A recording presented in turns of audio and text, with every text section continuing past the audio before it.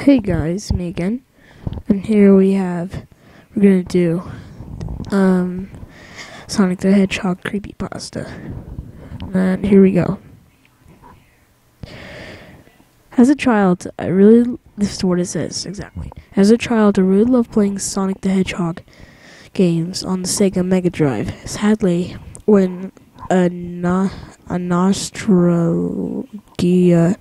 hit me one evening, I found out our console was broken when we moved house.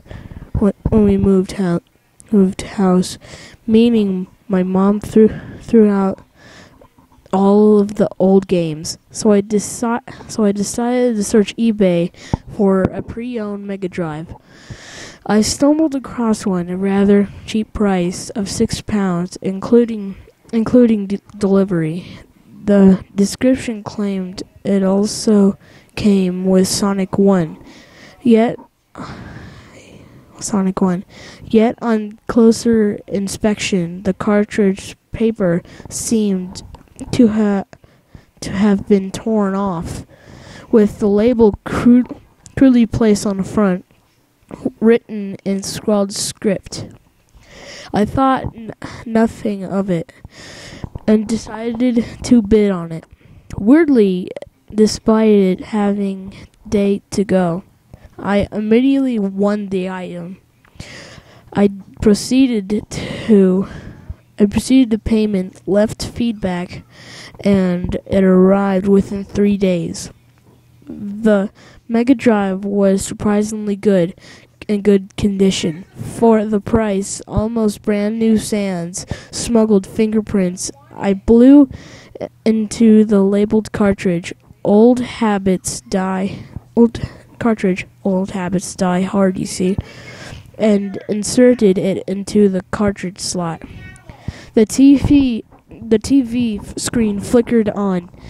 The similar image of the Sega logo faded left to right. But instead of the joyous chorus, there was a cacophonic blast of static, which lasted for longer than it should have done. But this is where things get weirder. The telescreen was polluted black smudge pouring into the sea, with dark skies and lightning. The music was slower in dissonant minor key, and when Sonic popped out of the marquee, he looked genuinely terrified and afraid. I thought this must have been some sort of hack until I hit start. I saw Robotnik in the graphics far more realistic than possible for the time, holding lifelike rabbit by his ears. He looked full malice and hatred, and his pince-nez glasses glinted as he revealed in his other hand machete. He held it up to defenseless animal throat and slit it, blood pouring out like a fountain. Robotnik began to laugh, but it was almost like he was in a room. It was more realistic. The game went to Green Hill Zone when the music was replaced with the low buzzing sound. The background looked just like it did on the title screen, and again Sonic looked visibly shaken. His skin was paler, and he appeared to shake in fear. On running, he began to cry. Nevertheless, I decided to play through as normal, just to see if this was some sort of cruel joke. I ended up losing rings against the Buzz Bomber. The noise losing my rings was harsh ringing, and I heard Robotnik chortle once more, his face flashing in the stormy background. Sonic hit the floor. I was unable to control him at this point. As the buzz bomber began to descend Sonic's helpless body. The buzz bomber literally stabbed Sonic.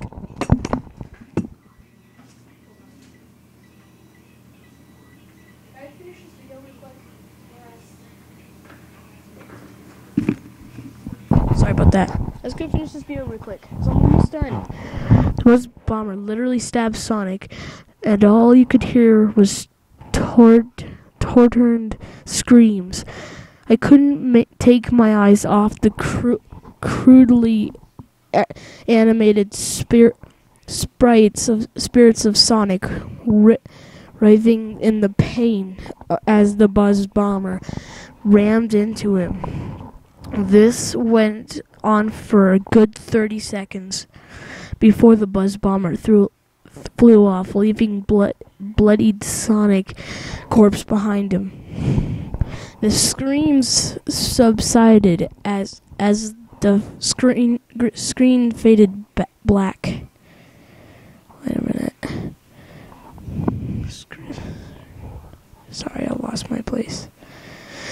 I heard incredibly deep murmurings in some sort of weird language, maybe Japanese or Korean.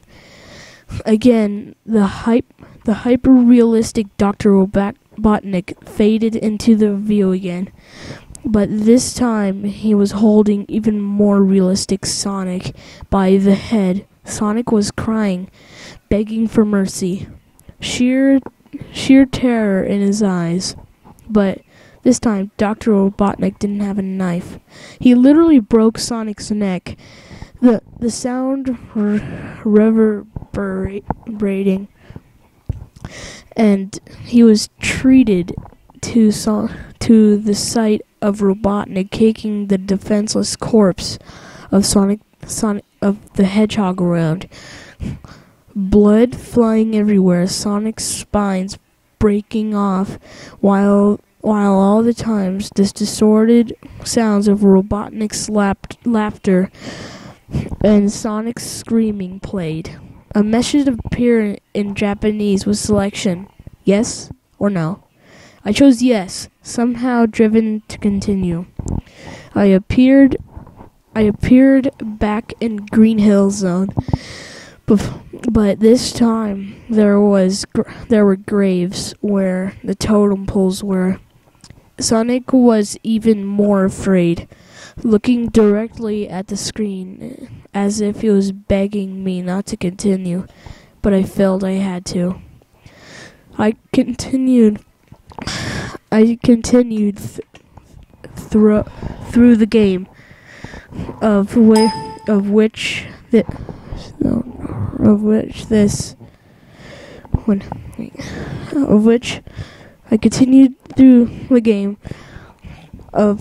this layout hadn't changed at all. The iconic loop-de-loop was there. The tunnel Sonic span out, and everything was the same. But decaying the full pollution, I reached the end of the level. However, and it was the iconic boss level, with the wrecking ball. Only when Robotnik appeared, there was a blast of loud cacophonous synth, I hope I pronounced that right, sound. Robotnik's face was contorted with the sheer disgust for the Hedgehog. And before I even had a chance to attack, Robotnik's wrecking ball slammed into Sonic, crushing him against the side of the screen. Once more the screams played, but the